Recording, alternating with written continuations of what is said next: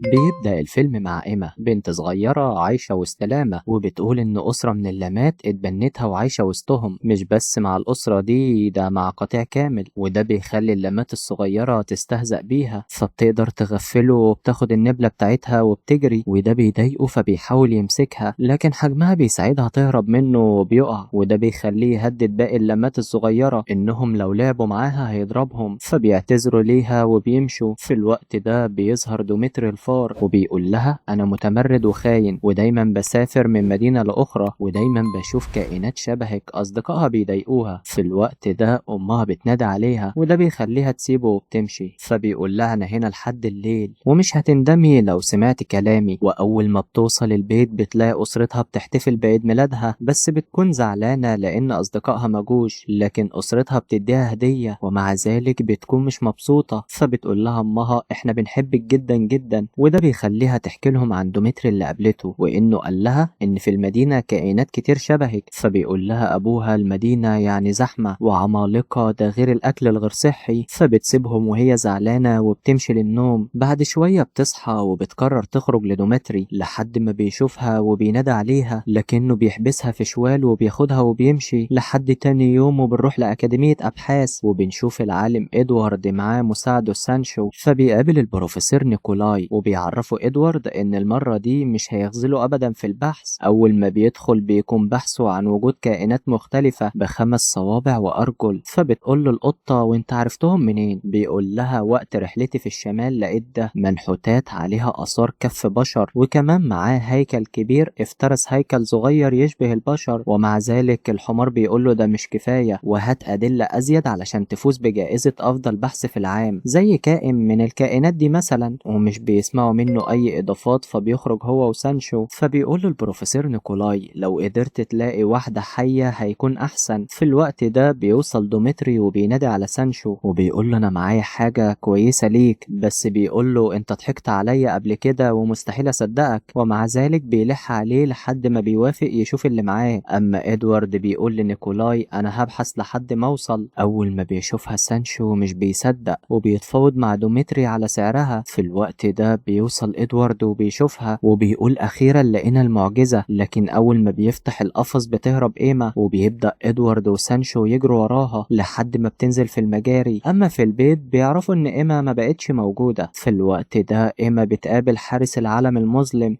هو فعلا حارس، بنعرف إن اسمه نيوتن وإن عنده إيد صناعية بتقدر تمتد لمسافة كبيرة، وبتدخل لمكانه وبتلاقي عنده جهاز غريب بيقول ده نظام الدفاع المنزلي الأوتوماتيك، عنده أكتر من حاجة قوية. في الوقت ده بيوصل سانشو وإدوارد وبيدخلوا المكان نيوتن وبيبدأ يشغل الدفاع عليهم، فبيحاولوا يتصدوا للأفخاخ لكنها بتكون كتير، وبيقدروا يهربوا من الناحية التانية قبل ما يمسكوهم وبيخرجوا بره. فبيقع دراع نيوتن لحد ما بتلاقيه إيما، بس أول ما بتوصل له بتلاقيه مع عصفور مش بيرضى يديها الدراع وبيطير. فبتقول إيما أنا عندي فكرة، بتعمل عصفورة بشجر لكن التنكر ده كمان بيفشل، فبيزقها من على الغصن. في الوقت ده بيوصل دب وبيسأله أنت بتعمل إيه؟ بيقول له أنا بهزر مع أصدقائي الجداد. فبتاخد إيما دراع نيوتن وبتركبه وده بيخليهم يقولوا إحنا هنفضل سوا في مغامرتنا. فبيقول الدب صداقتكم جميلة وهتكون مناسبة لنادي السيد بير، ولما بيرفضوا ينضموا ليه بيلمح إنهم هيتاكلوا لأن الغابة فيها حيوانات كتير، وده بيخليهم يفكروا وبيوافقوا. في الوقت ده بيمسك سانشو وإدوارد وبيقول أصدقاء كمان، بس بترفض إيما لحد ما بيكبر إدوارد وسانشو يعتذروا ليهم. فبيخرج صفارة وبيقول ده نداء للمساعدة وبيديها لإيما علشان تكون وسيلة اتصال بأصدقائها. أما أم إيما بتدور عليها في كل مكان لكن محدش شافها، حتى كمان أبوها بيسأل في كل مكان. في الوقت ده بتمشي إيما مع نيوتن وبيبدأ يتابعهم سانشو وإدوارد. لما بيحاولوا يمسكوها بتقول هنادي للدب من الصفارة، فبيبدأ إدوارد يحكي عن البحث وإنه ممكن يخليها مشهورة في المدينة كلها، بس بترفض وبتقول أنا بدور على ناس شبهي. فبيقول هو ده البحث بتاعي، العثور على فصيلة منك، وفي دكتور واسمه كيو يقدر يساعدنا أكتر. بس بترفض وبتكون هتقع لكنه بيجري وبيحاول ينقذها. في الوقت ده بتحس إيما إنه صادق وإنه عاوز يساعدها وبتقرر تروح معاهم للدكتور كيو العبقري، بس بس بيكون ناسي ادوارد اصلا، لكنه بيفكره بنفسه فبيفتح لهم، بس بيقول له انتوا عمال النظافة، وبيدخلوا على انهم عمال النظافة. فبيقول ادوارد انه كان دكتور علوم في الاكاديمية، ولكنه اضطرب بسبب انه حاول اثبات ان الارض مدورة، فكرة مجنونة لدرجة انه عمل نموذج للارض. واول ما بيشوف ايما بيقول لها ما كنتش متخيل ان اشوفك تاني، ازاي قدرت تيجي كل المسافة دي لهنا؟ وبيقول انه شاف زيها كتير في مكان هنا. وبنرجع بالذاكرة وهو وسط بيوت كتير، وسمى المكان مملكة الجزيرة الصغيرة، وكانت فيها ناس كتير زي ايما، لكن المكان بعيد جدا عن هنا. ده غير ان كيو عنده زهايمر وبينسى لدرجة انه بيطردهم برا البيت. فبيقرروا يروحوا الغرب المحيط سوا علشان يكتشفوا مملكة الجزيرة الصغيرة. وبيبدأ نيوتن يعمل وسيلة تنقلهم، وطبعا كلهم بيساعدوه لحد ما اخيرا بيخلصوا وبيكون جاهز للتجربة. وبتبدأ رحلتهم لغرب المحيط. فبتقول ايما هما ممكن ما يرضوش يقبلوني معاهم؟ بيقول لها ادوارد مستحيل، اكيد هيقبلوكي وهيحبوكي، لكن تأتي الرياح بما لا تشتهي السفن. بتظهر مجموعة طيور عمالقة وبتتجه ناحيتهم، وبتعمل واحدة فيهم ثقب في البالون. فبتبدأ الطيارة تهبط بسرعة كبيرة، وبيحاولوا يتخلصوا من الأوزان اللي معاهم، لكن مفيش فايدة، الطيارة بتنزل. ده حتى سانشو بيخرج عجلة القيادة في ايده. في الوقت ده بتقرر ايما تطلع وتخيط الثقب، وده بمساعدة ادوارد اللي ماسكها. اخيرا بتقدر ايما تنقذهم قبل ما ينزلوا في المحيط، وبيرجعوا يطيروا مرة تانية لحد تاني يوم. وبيقول نيوتن في حاجة ظهرت، بتكون جزيرة صغيرة، وبنشوف مجموعة اطفال واقفة مستنياهم، لكنهم بيبدأوا يضربوا عليهم اسهم بنج. فبيتصاب ادوارد واما وبينزلوا من الطيارة. وبيقول سانشو دي فرصتي، وبيغير مسار الطيارة لحد ما بيجي الليل، وادوارد بيكون مربوط وايما جنبه. فبيقول واحد احنا رايحين للملكة، وادوارد بيقول اخيرا هقدر اثبت بحثي، ده اجمل شيء شفته في حياتي. لحد ما بيوصلوا المكان وبيوقفوا ادوارد، وبتظهر الملكة وبتقول النهاردة ظهر خطر على جزيرتنا، لكن بتحاول ايما تعرفها انه مش خطر، وان ادوارد عالم وكان عاوز يساعدني، بس بيحاول واحد يضرب ايما. فبيفك ادوارد نفسه وبيقول لهم يهدوا، لكن بتفتح الملكة بوابة تحتهم فبينزلوا، وبتقول هتطلعوا لما تعرفوني انتوا هنا ليه. في الوقت ده بتحصل هزة في الجزيرة والكل بيجري، وبيظهر ظل عملاق قدام الملكة، وفجأة الأصوات كلها بتختفي. بعد شوية بيظهر سانشو وبيقول إن نيوتن بيستمتع بوقته في المحيط، وبتكون في شكارة على كتفه فيها سكان الجزيرة. وبيقول سانشو إن نيكولا أمره يجيب له كائنات، ده مقابل مال كتير، فاضطر يخون إدوارد. فبتلوم إيما نفسها وبتقول أنا السبب، ولو ما قابلتش دومتري أو ما سمعتش كلامه ما كانش كل ده حصل. فبيقول إدوارد لا، ده كله بسببي، لأني ركزت على البحث ونسيت إن سانشو كلب فلوس. فبيقرروا يتحدوا وينقذوا كل الجزيرة. في الوقت ده بيقدر نيوتن يخرج وبيوصل لهم، فبيخرجهم عن طريق مد دراعه المطاط. وبنعرف إن سانشو رماه من الطيارة لكنه سلحفاء، فقدر يعوم ويوصل للجزيرة. وإن سانشو خطف 3 من سكان الجزيرة مهمتهم إنهم ينقذوهم مرة تانية، لكن سانشو سرق الطيارة وهرب للأكاديمية. فبتقرر إيما تتكلم مع السكان يساعدوهم يرجعوا. بعد معاناة بيقرروا يساعدوهم، وبنت الملكة بتديها هدية وبتطلب والدتها. أخيرا بيبنوا منطاد جديد وبيرجعوا للأكاديمية، وأمها لسه زعلانة على غيابها. في الوقت ده بيدخل أبوها بخبر إن نيكولا هيقدم نموذج جديد مكتشف من نوع جديد من الكائنات الحية. فبيتوقعوا إنها إيما وبيقرروا يروحوا سوا. أما نيكولا بيقول أخيرا وصلت لأعظم اكتشاف. في الوقت ده بتوصل مجموعة تشجعه، وبيكون إدوارد واحد منهم مهمته إنه يعطل نيكولا وإيما تدخل للبيت، وبتقدر تهرب قبل ما يشوفها سانشو، بس المفاتيح مع سانشو فلازم تسرقها. أما إدوارد بيدخل مع نيكولا وبيحاول يعطله، وبتقدر إيما تاخد من سانشو المفتاح لأنه نام. وبتروح أخيرا للقفص وبتخرج الملكة والباقي، بس الملكة بتقول أنا مش هثق فيكي لأنك خاينة، لكنها بتخرج هدية بنتها وبتقول لها يلا نخرج. بس بيوصل سانشو وبيقفل القفص عليهم، ومع ذلك بيقدروا يهربوا قبل ما يمسكهم نيكولا. وبيمسكهم إدوارد في شنطة وبيخرجوا. فبنعرف إن الدكتور كيو لما وصل الجزيرة اتطرد، ولكنه هو ماشي ركبت إيما معاه وراحت معاه، وده لأنها صغيرة وما كانتش تعرف، بس كانت في عاصفة وأمواج والقارب اتكسر، لكنها قدرت توصل لشاطئ وقت ما لقيتها أسرة من اللامة. أما إدوارد بيحاول يهرب منهم، بس نيكولا بيكون وراه لحد ما أخيرا بيقدر يستخبى منه. في الوقت ده بتوصل أسرتها لنفس الطائر وبيسألوه، لكنه بيقول ما شفتش حاجة، بس الدب بيكون معاهم فبيعترف إنه شافهم. أما نيكولا بيوصل لإدوارد وبيكون هيمسكه، لكن بتتكسر الخشبة تحته وبيقع. حتى لما بيوصل له سانشو بيقدر يتخلص منه. في الوقت ده إيما بتشوف أسرتها والدب تحت، فبتخرج الصفارة وبتنادى عليهم، وبيتحركوا كلهم ناحيتهم لأن نيكولا هيوصل لهم. فبيحرك نيكولا الخشبة اللي ماسكينها وبيطيروا كلهم، وإيما بتقع لكن بيقدر الطائر يمسكها قبل ما تقع على الأرض. والدب بيمسك نيكولا وبيقول له أنت محتاج درس في الصداقة. أخيرا إيما بتقدر توصل لأسرتها. سانشو بيوصل للدب وبيقول له أنا هعلمه كل الدروس، وبيقدروا يهربوا منه. فبيتجمعوا كلهم مرة تانية وبيقولوا لازم نهرب. فبتاخد أسرة إيما سكان الجزيرة وبيقولوا هنوصلهم، وإدوارد هيعطل نيكولا وسانشو وإيما هتساعده. بس دوميتري بيكون سامع كل حاجة، فبيروحوا وبيعرفهم بمكان الشنطة. لكن إدوارد بيتابعهم وبيحاول يعطلهم، بس بيقدر نيكولا يتخلص منه. وقبل ما يوصل للشنطة بيخبطوا إدوارد تاني، لكن في النهاية بيقدر ياخدها. في الوقت ده بتوصل إيما وبتضربه بالنبلة، وإدوارد بياخد منه الشنطة وبيجري لحد ما بيوصلوا لنهاية الطريق وبيقعوا. فبيحاولوا ياخدوا الشنطة لكنها بتطير، بتكون فيها مجرد بطاطس خدعوهم اللامة، لحد ما أخيرا بيوصلوا لنيوتن علشان يهرب بيهم. بس بيوصل نيكولا وبيضرب أبوها، وبيقدر يمسك إيما من على الطائر وبيهدد أمها، لحد ما بيوصل إدوارد وبيساعد إيما. لكن نيكولا بيضربه وبيكون هيقع في المحيط، بس إيما بتتدخل وبتحاول تساعده لحد ما بيقدر إدوارد يزقه وبينزل في المحيط. وأخيرا بيطلع إدوارد وسمك القرش بيتغدى بنيكولا. أما سانشو بيوصل وبيكونوا هيرموه هو كمان، بس إيما بتقول في عمل أحسن يقدر يعمله وهو مساعدة الدب. أخيرا بيركبوا كلهم الطيارة، وبتقول إيما أنا هرجع في أقرب فرصة وأزوركم، بس بيقولوا طالما هتكوني مبسوطة اعملي اللي يعجبك، ولازم تعرفي إننا بنحبك جدا جدا مهما حصل. وبنعرف إن نيوتن وإدوارد هيروحوا معاهم، وبتشكرهم الملكة كلهم لأنهم ساعدوهم. ولحد هنا بينتهي فيلمنا. بتمنى يكون عجبكم، وما تنسوش تعملوا لنا لايك وتشتركوا معنا في القناة وتفعلوا جرس الإشعارات علشان يوصل لكم كل جديد. دمتم في أمان وسلام. سلام.